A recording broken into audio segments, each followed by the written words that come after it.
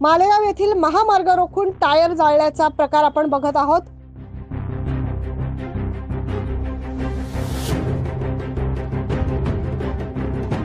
आपण बघतोय की चक्क महामार्गावरतीच वाहतूक रोखून टायर जाळण्यात आलाय। याबाबतचं सविस्तर वृत्त पाहूया।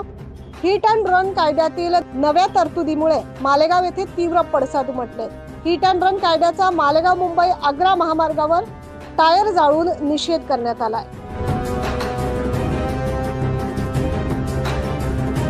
मात्र दुसरीकडे ट्रक चालक संपावर गेलेत।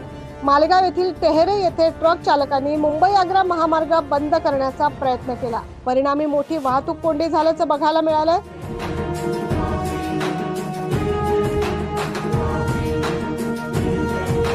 गर्दीतील काही लोकांनी बसचे टायर जाळीत शासनाचा निषेध केलाय।